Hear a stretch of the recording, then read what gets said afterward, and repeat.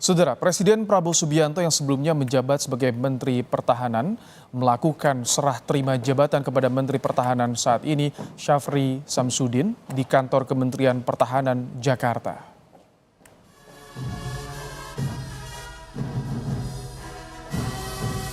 Sejumlah tokoh seperti mantan Menko Polhukam Mahfud MD, Agung Gumelar, hingga Wiranto hadir di acara serah terima jabatan ini. Usai serah terima jabatan, Prabowo langsung mengikuti arak-arakan menuju istana bersama Menhan Syafri Samsudin.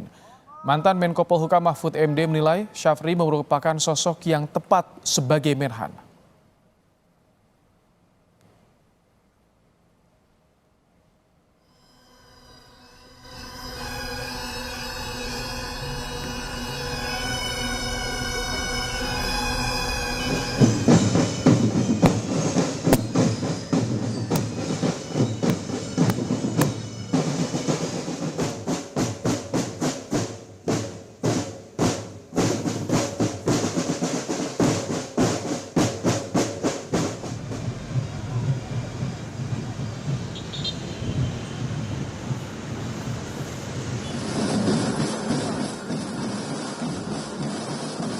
Pak Syafri udah lebih tahu kan, sudah disusun oleh tim ya, tim pemerintahan Pak Syafri. Saya kira banyak lah.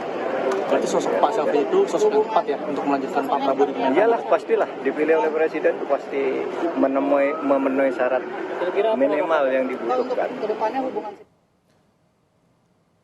Menteri Koordinator Politik dan Keamanan Budi Gunawan lakukan serah terima jabatan dengan Menteri Koordinator Politik Hukum dan HAM periode Februari hingga Oktober 2024, Hadi Cahyanto. Serah terima jabatan Menteri Koordinator Politik Hukum dan HAM yang saat ini telah berganti nama menjadi Koordinator Politik dan Keamanan dilakukan di kantor Kemenko Polhukam di Medan Merdeka Barat, Jakarta. Serah terima jabatan dilakukan secara tertutup.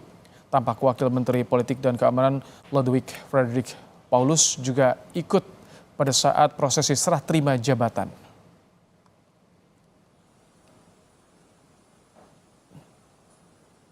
Hal yang paling pertama yang akan kita lakukan adalah komitmen kami untuk bisa memastikan terciptanya dan terjaganya stabilitas keamanan, khususnya di bidang politik dan keamanan. Menyelaraskan seluruh program yang ada di kementerian lembaga yang ada di bawah koordinasi Kementerian Koordinator Politik dan Keamanan agar selaras dan mendukung visi, misi, dan program prioritas pemerintahan Pak Prabowo Subianto. Saya tertijab kepada Menko Polkam yang baru, Jenderal Polisi Purnawirawan Profesor Dr. Budi Gunawan, sudah saya sampaikan, dan beberapa pending matters yang harus segera diselesaikan. Beberapa hal yang sudah dilaksanakan, pejabat sebelumnya juga saya sampaikan, namun tetap untuk segera dimonitor, dan saya sampaikan juga dengan adanya perubahan nomenklatur bahwa dari Polhukam menjadi Polkam, untuk kedeputian 3 ini juga tetap harus dioptimalkan karena permasalahan-permasalahan pengaduan masyarakat Humas itu masih berada di Polhukam. Sebelumnya Presiden Prabowo Subianto melantik 27 kepala badan, penasihat khusus, utusan khusus, dan staf khusus Presiden. Antara lain, Tubagus Aceh Hasan Syazili sebagai Gubernur Lemhanas, Raffi Ahmad sebagai utusan khusus Presiden bidang pembinaan generasi muda dan pekerja seni, Budiman Sujatmiko sebagai Kepala Badan Percepatan Pengentasan Kemiskinan, hingga Luhut Binsar Panjaitan jadi penasihat khusus Presiden bidang digitalisasi dan teknologi pemerintahan.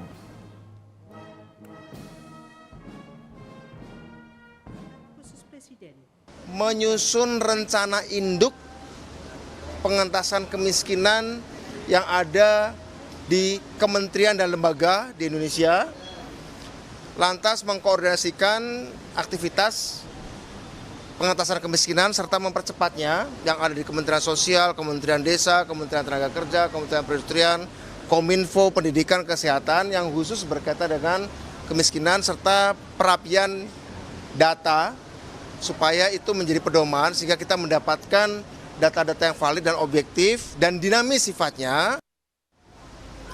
Lembaga Ketahanan Nasional ini menjadi lembaga yang memberikan masukan dan menjadi lembaga think tank bagi Presiden Republik Indonesia dalam memberikan satu masukan kepada Bapak Presiden terkait dengan isu-isu, terutama isu-isu internasional, regional maupun nasional.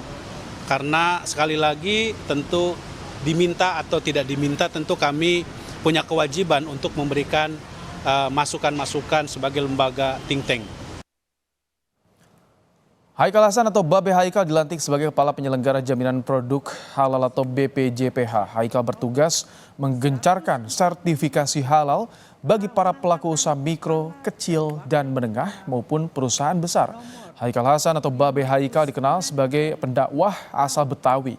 Pada Pilpres 2019, Haikal menjadi salah satu juru bicara Badan Pemenangan Prabowo Sandi dan mendukung Prabowo Gibran pada Pilpres 2024. Dr. Insinyur Arisya nomor 145P tahun pengangkatan kepala dan wakil kepala nomor Dari total 7 orang penasihat presiden yang dilantik Prabowo Subianto, salah satunya Dudung Abdul Rahman sebagai penasihat khusus presiden urusan pertahanan. Dudung juga ditunjuk sebagai Ketua Komite Kebijakan Industri Pertahanan. Pelantikan 7 orang penasihat khusus presiden itu berdasarkan Kepres nomor 140P tahun 2024 tentang penasihat khusus presiden.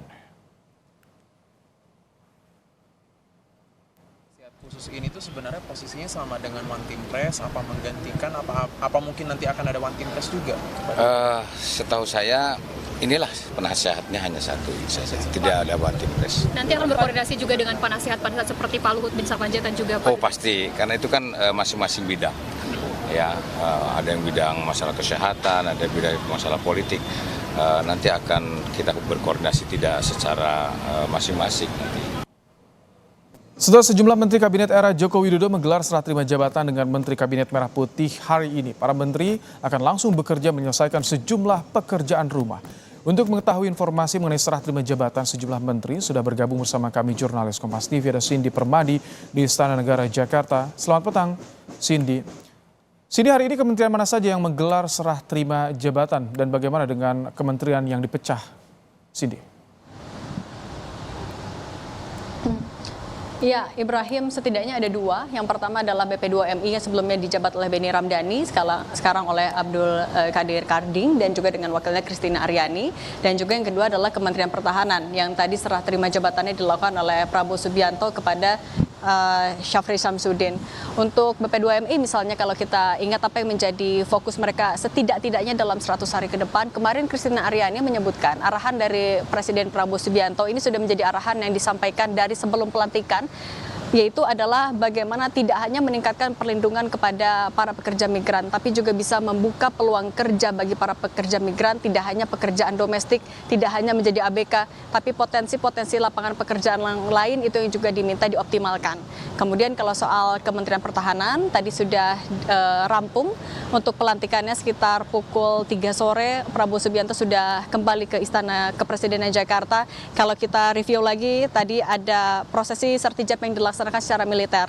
Ada pula penandatanganan dan penyerahan memorandum dari Prabowo Subianto sebagai Menteri Pertahanan periode 2019-2024 kepada Syafri Syamsuddin sebagai Menteri Pertahanan periode 2024-2029. Ada pula penyerahan cenderamata dari Syafri Syamsuddin berupa lukisan Prabowo Subianto dalam ukuran besar dan diakhiri dengan penghormatan dan iring-iringan Prabowo Subianto dari kantor Kemenhan ke Istana Kepresidenan Jakarta. Soal Kemenhan ini atau juga soal pertahanan dari Prabowo Subianto, kalau kita juga membreakdownnya dari visi misi Prabowo Gibran, dari pidato Prabowo Subianto di MPR ketika dilantik, penegakan hukum yang tegas, tidak dalam menghadapi masalah dihadapi dengan gagah. Kemudian juga kalau dari visi misinya membangun Indonesia yang lebih tangguh dan mandiri di tengah dinamika global, yang kalau dijelaskan lagi dalam visi misi itu adalah terkait juga dengan kesiapan militer misalnya. Kemudian juga bagaimana pertahanan Indonesia bisa menghadapi ancaman siber. Kemudian bagaimana bisa menghadapi diplomasi internasional, pertahanan dan stabilitas politik tidak hanya di dalam negeri tapi juga di luar negeri. Karena kalau menurut Prabowo Subianto, apapun yang terjadi di global tentu akan berdampak kepada tanah air. Nah, kemudian kalau kita lihat agenda lain dari Prabowo Subianto, Ibrahim dan juga saudara, hari ini juga ada pelantikan dari 7 utusan khusus, 1 staf sus, 7 penasihat khusus presiden. Kemudian juga ada agenda penerimaan tamu negara dari Mesir dan Uni Emirat Arab, serta masih ada agenda ratas yang masih berlangsung hingga sore hari ini, Ibrahim. Baik, terima kasih Cindy Permadi untuk laporan Anda.